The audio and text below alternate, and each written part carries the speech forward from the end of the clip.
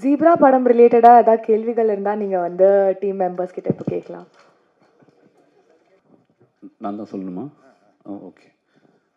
One more சொல்லுங்க. அது என்ன கொஸ்டின்? இல்லை சார், என்னன்னா நீங்கள் ஒரு விஷயம் சொன்னீங்க, ஆமாங்க. அக்ரிமெண்ட் போடாமல் யாரையும் வந்து கமிட் பண்ணாதீங்கன்னு நீங்கள். சரிங்களா? நீங்கள் வந்து பிரியா பவானி சங்கரை வந்து கமிட் பண்ணதை வந்து அக்ரிமெண்ட் போட்டு தான் பண்ணியிருப்பீங்க. கண்டிப்பாக. ஆனால் எந்த வித ப்ரொமோஷனும் அவங்க வரல. எந்த வித ப்ரொமோஷன்னா இப்போ பெரிய படம் ஹிட் ஆனால் கூட வரமாட்டாங்க சில பேர். கண்டிப்பாக. இப்போ வந்து அவங்க தமிழ் இண்டஸ்ட்ரியில் நல்ல பேர் வாங்கி வர ஒரு ஹீரோயின், அவங்க கண்டிப்பாக. ஏன் வரல? அவங்களை கூப்பிடலையா? இல்லை, கூப்பிட்டோம். அவங்க நியூசிலாண்டில் ஏதோ பிஸியாக இருக்குன்னு சொல்லி சொன்னாங்க ஷூட்டிங்கில். ஸோ அதுதான் ஒரு படம் ரிலீஸ் டேட் வந்து ஒரு ப்ரொடியூசர் கன்ஃபார்ம் பண்ணுறாங்க, டிஸ்ட்ரிபியூட்டர் சைடில் கன்ஃபார்ம் பண்ணுறாங்க அப்படின்னா அந்த டைமை வந்து வேல்யூ பண்ணி ஆக்டர்ஸ் வந்து சப்போர்ட் பண்ணணும். இப்போது ஃபார் எக்ஸாம்பிள் சொல்கிறேன், ஒரு லாஜிஸ்டிக்கல் எக்ஸ்பென்சஸ்னு ஒன்று வருங்க. நீங்கள் வந்து ஒரு ஆர்டிஸ்ட்டை வந்து அங்கேருந்து நீங்கள் கூப்பிட்டு வந்து ஒன்று பண்ணும்போது அந்த ப்ரொமோஷனுக்கான வெயிட்டேஜ் எவ்வளோ இருக்குது, அதோட ரியாக்ஷன்ஸ் எப்படி இருக்குன்றதெல்லாம் செக் பண்ணி பார்க்குறதுக்கு ஒரு அமௌண்ட்டு செலவாகும். அது கால்குலேட் பண்ணி பார்த்தா அந்த காசை வந்து நீங்கள் வந்து ப்ரொமோஷனுக்கே போட்டுடலாம் அப்படின்னு தோணும். அதுதான், வேறு எதுவும் கிடையாது. நம்ம திரும்ப திரும்ப சொல்கிற பாயிண்ட் என்னென்னா வந்து அக்ரிமெண்ட்டில் நாங்களும் அதெல்லாம் மென்ஷன் பண்ணுறோம். அது யாரும் ஹானர் பண்ண மாட்டாங்கன்றதான் பிரச்சனை. இப்போ பர்டிகுலராக எனக்கு இந்த ஆங்கர் தான் வந்து என்னை வந்து இன்டர்வியூ எடுக்கணும்னு சொல்லக்கூடாது. அது வந்து அப்போ சார் அது யாருக்கு இது மாதிரி பர்டிகுலராக வந்து இதுமாதிரி ஆங்கர் தான் வேணும்னு சொல்லிட்டு அவங்க சொன்னாங்களா?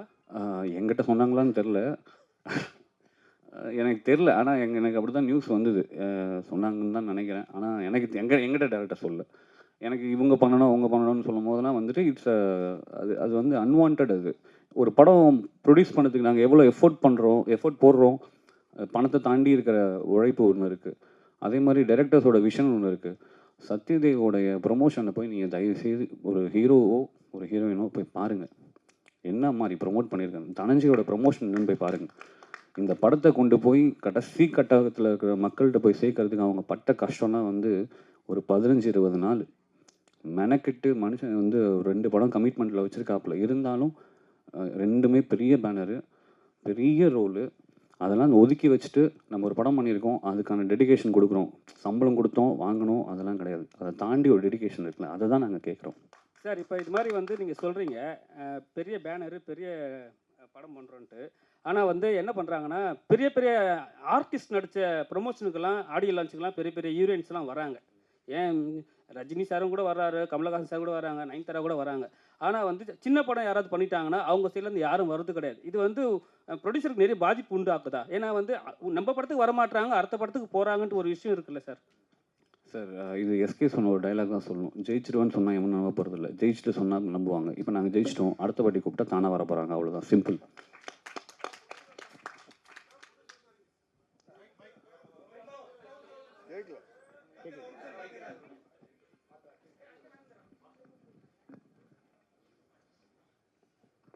உங்களுக்கு வந்து கோயம்புத்தூர்காரங்க சத்யராஜ் சார், தெலுங்குக்காரங்க கன்னடத்துக்காரங்கெல்லாம் இவ்வளோ ஹெல்ப் பண்ணியிருக்கிறாங்க.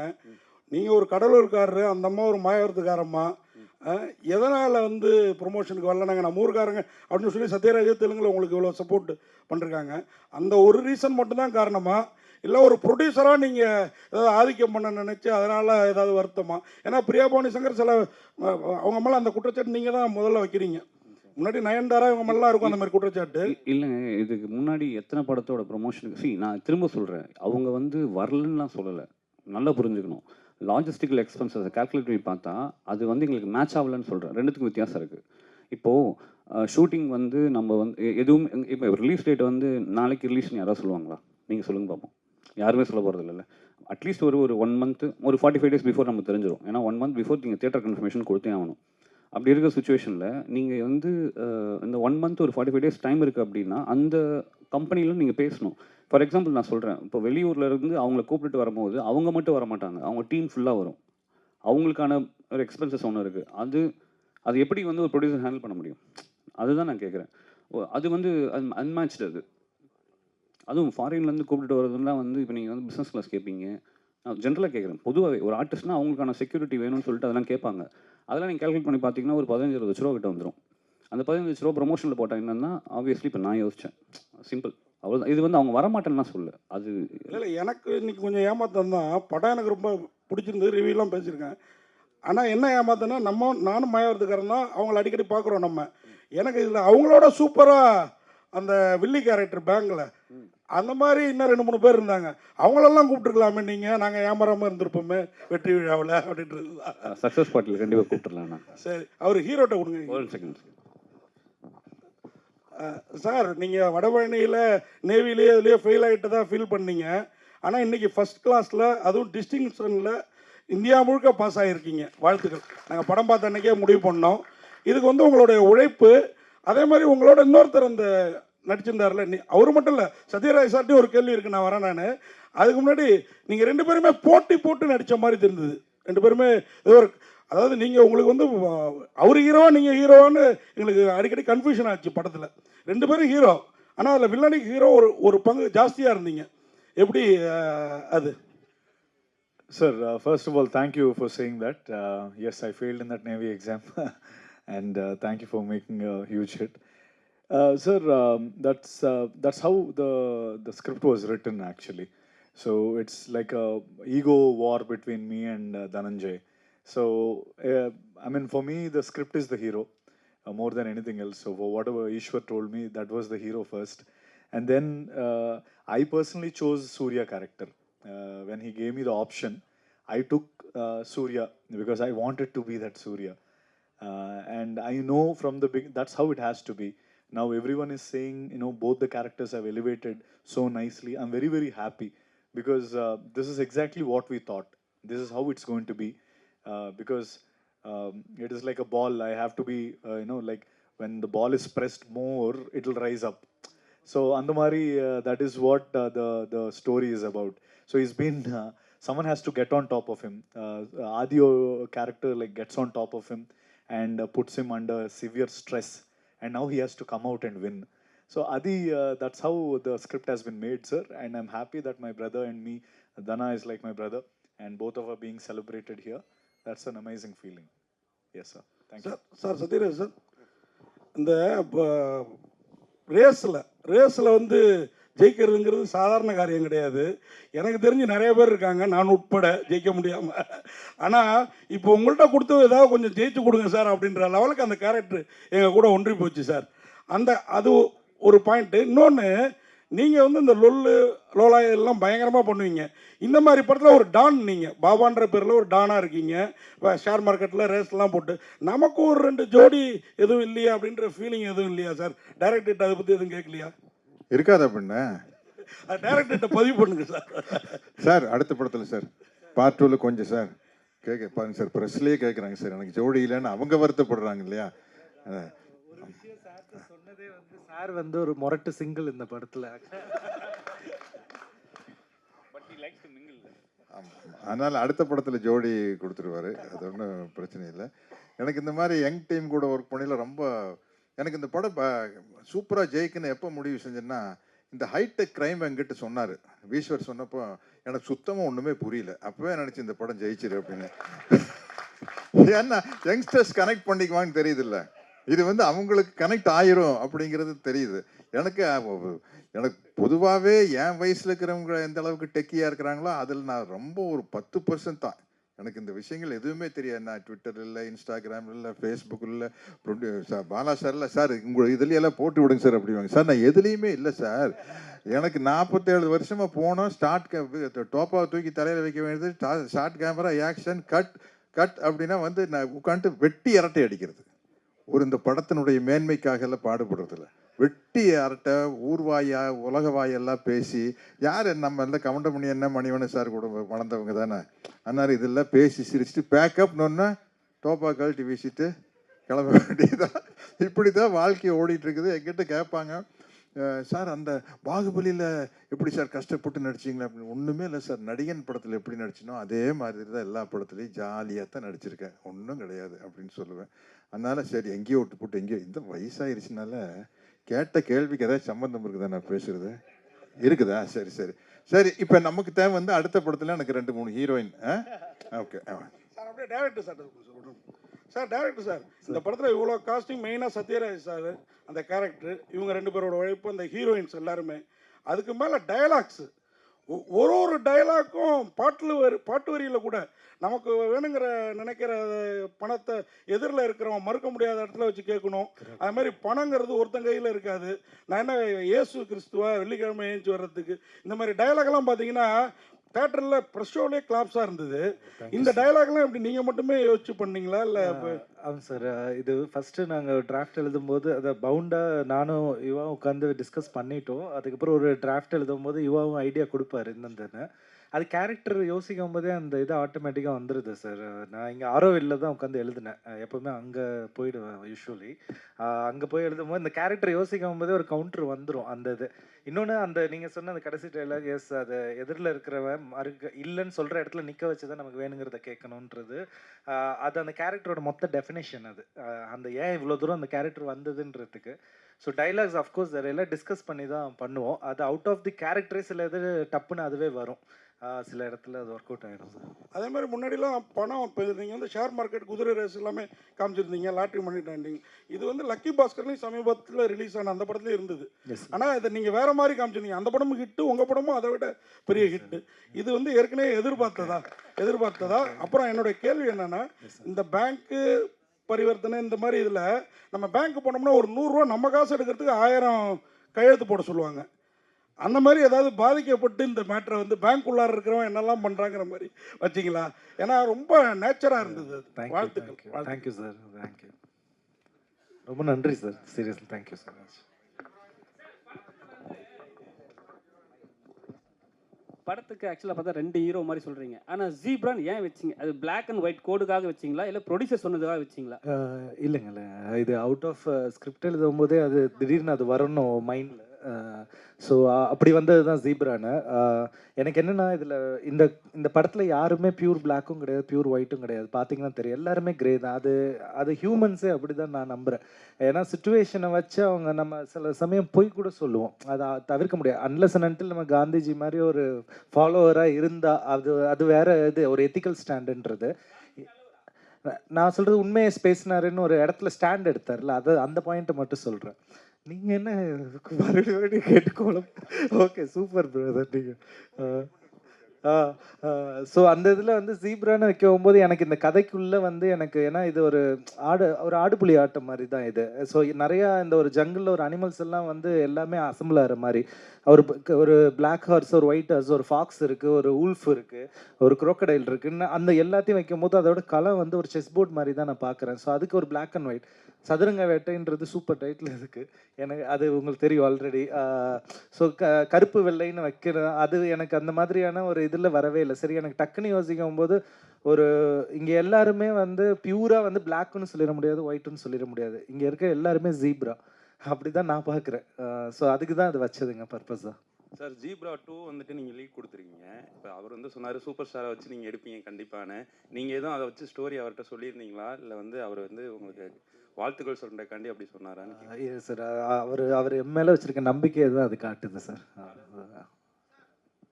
சார் ஒரே நிமிஷம் சார். இங்கே சார் படம் வந்து ரிவ்யூவால் தான் நல்ல ஒரு வரவேற்பு கிடைச்சது அப்படின்னு சொல்லியிருந்தீங்க. இப்போ உங்கள் படத்துக்கு ரிவ்யூவால் தான் படம் நல்ல வரவேற்பு அடைஞ்சுன்னு, அதே மாதிரியே இப்போ சமீபத்தில் பார்த்தீங்களா ரிவ்யூவால் தான் ஒரு படம் ஓடவே இல்லை அப்படின்னு சொல்லிட்டு இந்த மாதிரி தியேட்டர்ஸில் ரிவ்யூலாம் எடுக்கக்கூடாது அப்படின்ற மாதிரி சொல்லியிருந்தாங்க.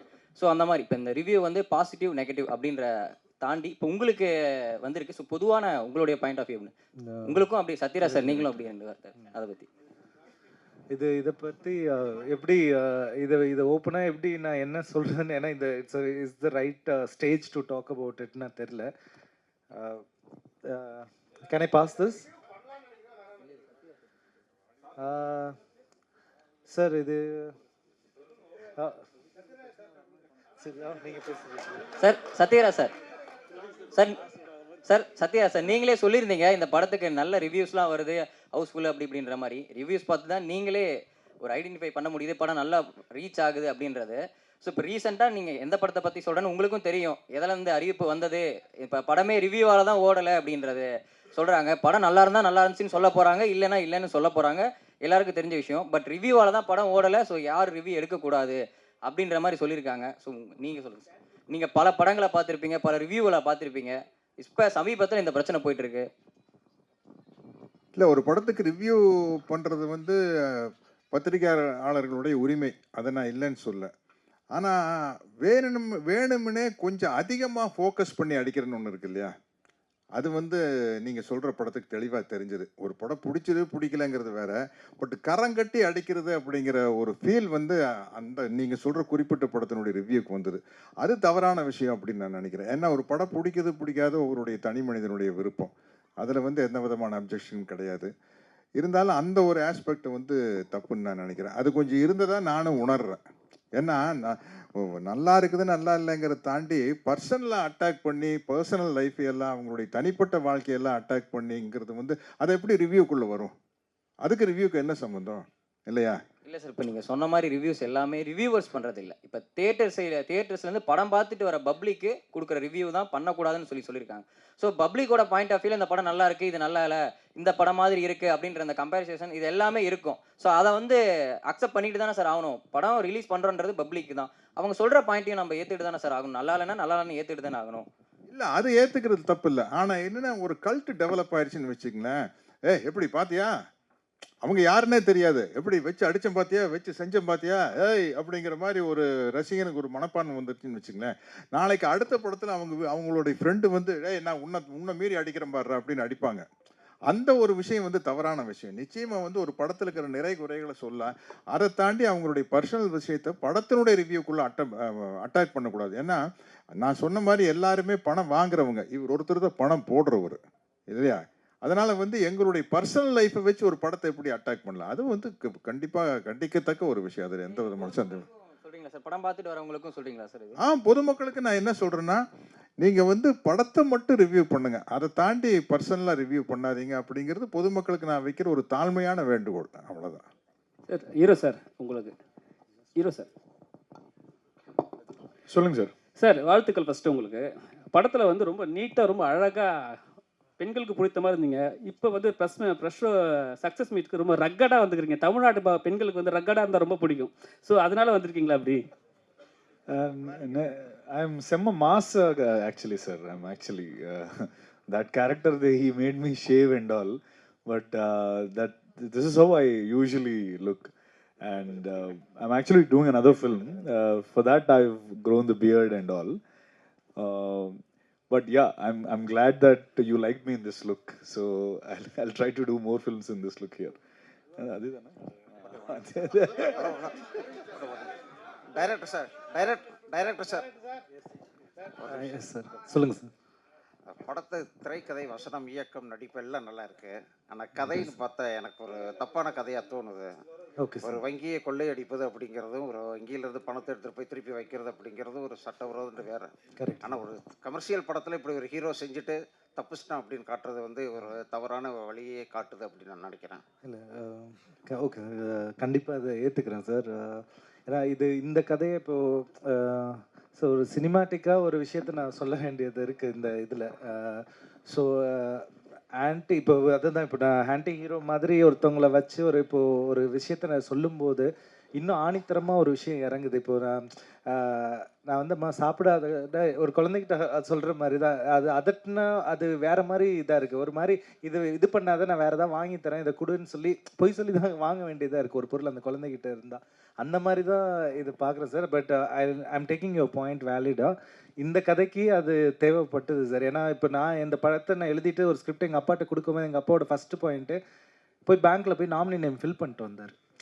அது நடந்தது. அது ஏன்னா அந்த இதில் வந்து நான் அந்த இதில் அந்த மாதிரி பயமுறுத்தினதுனால தான் இப்படி நடக்குமோ அப்படின்ற மாதிரி இருக்குது. அது ஏன்னா பேங்க்கில் நடக்கிற தப்பு நிறைய வெளியே தெரியறதே இல்லை. ஏன்னா உள்ளே இன்வெஸ்டிகேஷன் டீம் போட்டு எல்லாத்தையும் மூடிடுறாங்க, அது ரெப்புடேஷன் கெட்டு போயிடும்ன்றதுனால.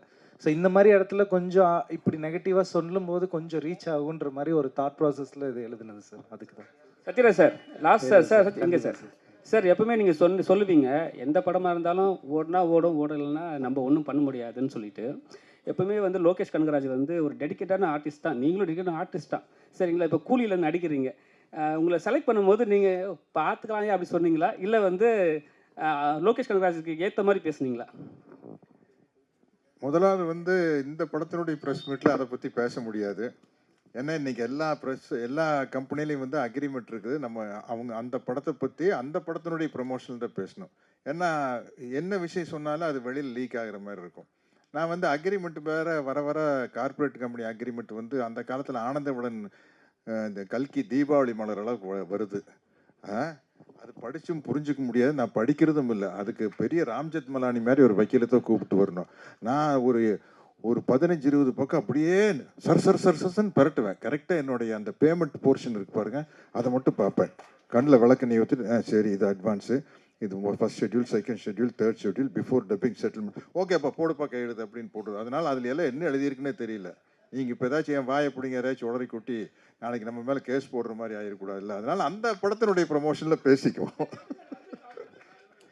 அதே தான் அது இல்லை, பொதுவாகவே அப்படி அக்ரிமெண்ட் அந்த படத்தினுடைய அக்ரிமெண்ட் அவங்க தான் எல்லாமே ரிலீஸ் பண்ணோம். இப்போ அந்த படத்தில் வந்து என்ன கெட்டப் அப்படிங்கிறது அவங்களே ரிலீஸ் பண்ணிட்டாங்க. என் பேர் வந்து ராஜசேகர்னு போட்டு ரிலீஸ் பண்ணிட்டாங்க. அதனால் அதை பற்றி பேசலாம், மற்ற விஷயங்கள் வந்து பேசக்கூடாது அப்படிங்கிறது தான்.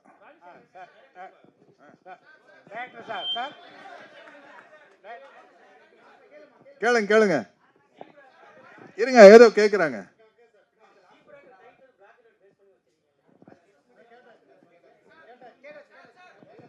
சார்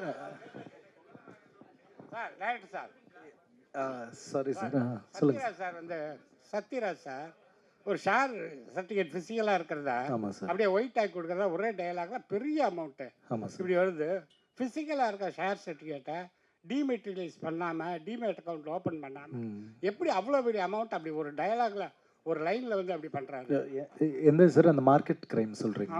ஷேர் மார்க்கெட் சார் இது அது இப்போ வழக்கத்தில் இல்லை சார். அதான் சார் நான் சில இது வந்து நம்ம தாங்க டிமேட் அக்கௌண்ட்லாம் இருக்கு.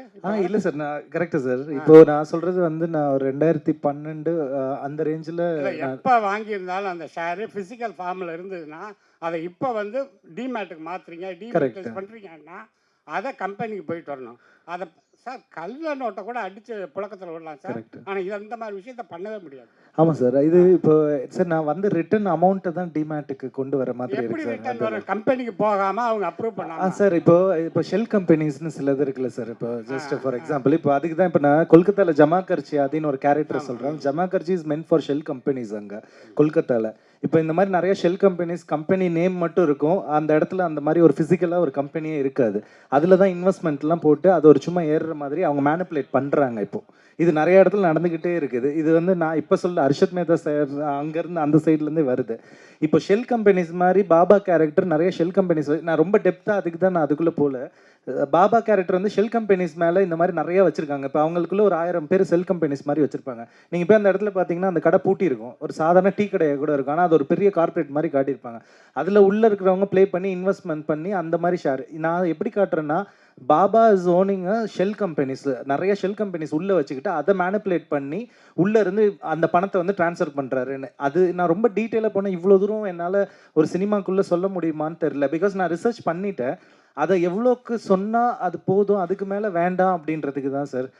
அதில் ஏதாவது லாஜிக்கல் எரர் வரக்கூடாதுன்றதுனால தான் அந்த இடத்துல வந்ததுனால கொஞ்சம் சினிமாட்டிக்காக சொல்கிறதுக்கு ஒரு சில இடத்துல லிபர்ட்டி எடுத்திருக்கோம் நாங்கள். அதுதான் ரொம்பவே எடுத்துட்டீங்க சார். ஓகே சார், நல்ல கேள்வி sir. Thank you sir, really good question. Thank you.